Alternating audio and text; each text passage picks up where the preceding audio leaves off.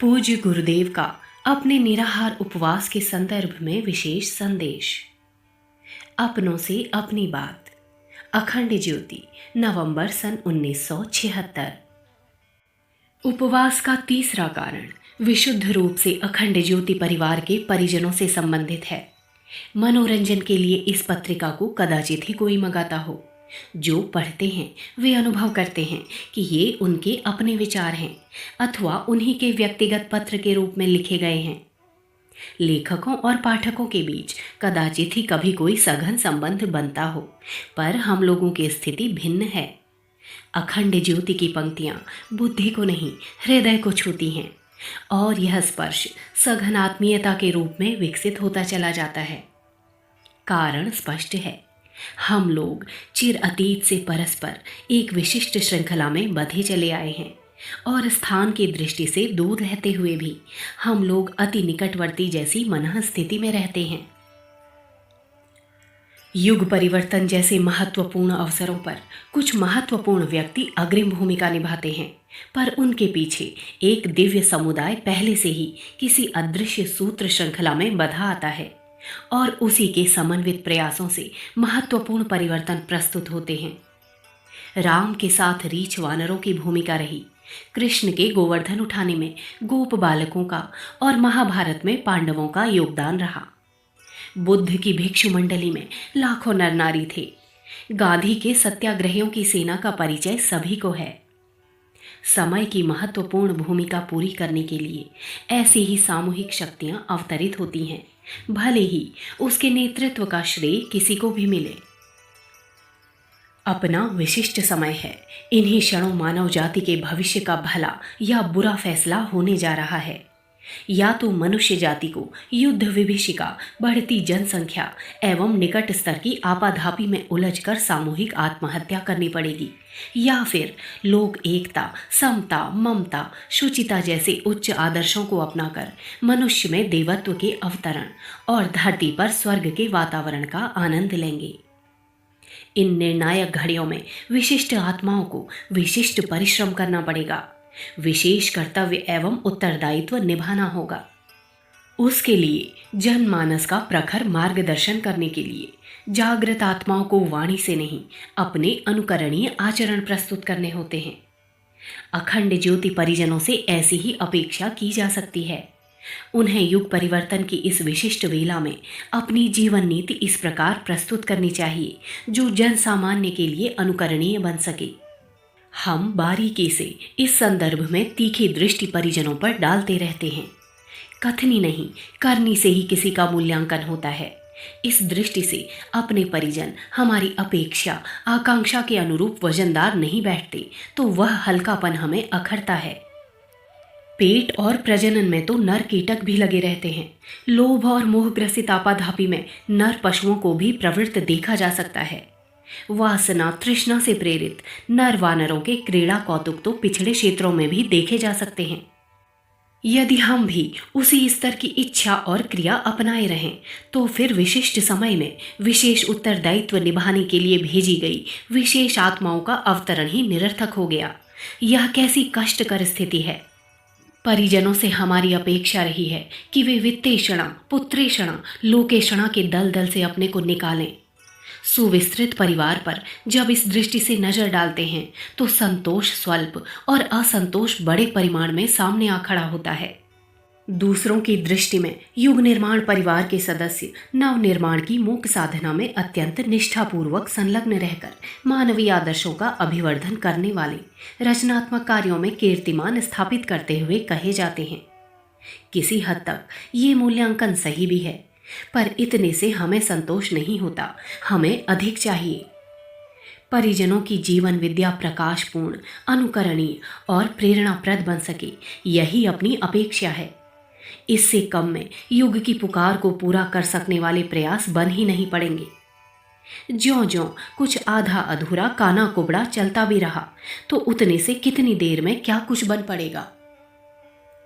अपने परिवार में बुद्धिमानों की, भावनाशीलों की, प्रतिभावानों की, साधना संपन्नों की कमी नहीं, पर देखते हैं कि उत्कृष्टता को व्यवहार में उतारने के लिए जिस साहस की आवश्यकता है उसे वे जुटा नहीं पाते। सोचते बहुत हैं, पर करने का समय आता है तो बगलें झांकने लगते हैं। यदि ऐसा ना होता तो अब तक अपने ही परिवार में से इतनी प्रतिभाएं निकल पड़ती, जो कम से कम भारत भूमि को तो नर रत्नों की खदान होने का श्रेय पुनः दिला देती। व्यस्तता, अभावग्रस्तता, उलझन, अड़चन आदि के बहाने उपहासास्पद हैं। वे उन्हीं कार्यों के लिए प्रयुक्त होते हैं जिन्हें निरर्थक समझा जाता है। जो महत्वपूर्ण समझा जाता है उसे सदा प्रमुखता मिलती है, और समय, साधन, मनोयोग आदि जो कुछ पास है सब उसी में लग जाता है। यदि युग पुकार को, जीवनोद्देश्य को महत्व दिया गया होता तो किसी को भी वैसी बहानेबाजी ना करनी पड़ती जैसी कि असमर्थता सिद्ध करने के लिए आमतौर से कही या गढ़ी जाती है। इससे आत्म प्रवंचना के अतिरिक्त और कुछ बनता नहीं। जिन्हें कुछ करने की उत्कट अभिलाषा होती है वे उसके लिए कठिनतम परिस्थितियों के बीच रहते हुए भी इतना कुछ कर सकते हैं जितना साधन संपन्नों से भी नहीं बन पड़ता। 2-5 मालाएं उल्टी पुल्टी घुमाकर समस्त संकट दूर होने से लेकर प्रचुर धन संपदा मिलने तक की रिद्धि सिद्धियों में कमी पड़ने की शिकायतें आए दिन सुनने को मिलती हैं। पर यह बताने कोई नहीं आता कि उपासना बीज को खाद पानी देने वाली जीवन साधना में कोई रुचि है या नहीं। साधना के अविच्छिन्न अंग स्वाध्याय, संयम और सेवा की ओर भी ध्यान दिया गया है या नहीं। शिष्य होने का दावा करते और जिह्वाग्र भाग से गुरुदेव कहते तो कितने ही सुने जाते हैं, पर अपने परिवार में प्रवेश करने की पहली और अनिवार्य शर्त न्यूनतम 1 घंटा समय और 10 पैसा नित्य ज्ञान यज्ञ के लिए निकालते रहने को कितने लोग पालन करते हैं, ये जांचने पर भारी निराशा होती है। लगता है कर्मनिष्ठा का युग लद गया और वाचालता ने उसका स्थान हथिया लिया है। परिजनों ने यदि स्वार्थ परमार्थ का समन्वय किया होता तो निश्चय ही वे व्यक्तिगत लोभ मोह के लिए जितनी भागदौड़ करते और चिंतित रहते हैं उतना ही उत्साह लोक निर्माण के क्रियाकलापों में भी प्रस्तुत करते। ढेरों समय आवारागर्दी और आलस्य में गुजर जाता है, उतना यदि नव निर्माण प्रयोजनों में लग सका होता तो जीवन का स्वरूप ही दूसरा होता।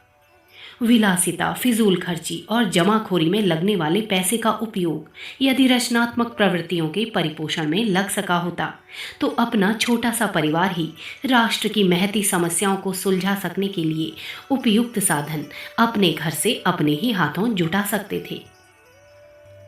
इन दिनों जनमानस पर छाई हुई दुर्बुद्धि जीवन के हर क्षेत्र को बुरी तरह संकटापन्न बना रही है।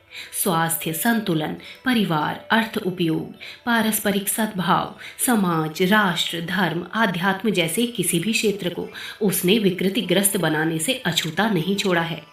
फलतः बाहर ठाट-बाट बढ़ जाने पर भी सर्वत्र खोखलापन और अधःपतन ही दृष्टिगोचर हो रहा है। विश्व की विभिन्न समस्याओं की जड़ में यह विकृत बुद्धि ही काम कर रही है। हमें अपने युग के इसी असुर से लोहा लेना है। यह अदृश्य दानव भूतकाल के रावण, कंस, हिरण्यकश्यप, वृत्तासुर, महिषासुर आदि सभी से बढ़ा चढ़ा है। उन असुरों ने थोड़े से क्षेत्र को ही प्रभावित किया था, परंतु इसने मनुष्य जाति के अधिकांश सदस्यों को जकड़ लिया है। बात भल मनसाहत की भी खूब चलती है, पर भीतर ही भीतर जो पकता है उसकी दुर्गंध से नाक सड़ने लगती है। यदि मनुष्य जाति के भविष्य को बचाना है तो अवांछनीयता, अनैतिकता, मूढ़ता और दुष्टता से पग पग पर लोहा लेना पड़ेगा। ज्ञान यज्ञ का, विचार क्रांति अभियान का, युग निर्माण योजना का, युगांतर चेतना का अवतरण इसी प्रयोजन के लिए हुआ है। मनुष्य में देवत्व का उदय और धरती पर स्वर्ग का अवतरण प्रत्यक्ष देखने के लिए हमारे प्रयास चल रहे हैं। यह सार्वभौम और सर्वजनीन प्रयास है। उथली राजनीति, वर्गगत और फलगत क्षुद्र प्रयोजनों से हमारा दूर का भी नाता नहीं है। हमें दूरगामी और मानवीय चेतना को परिष्कृत करने वाली सद्भावनाओं और सत्प्रवृत्तियों को बोना, उगाना और परिपुष्ट करना है।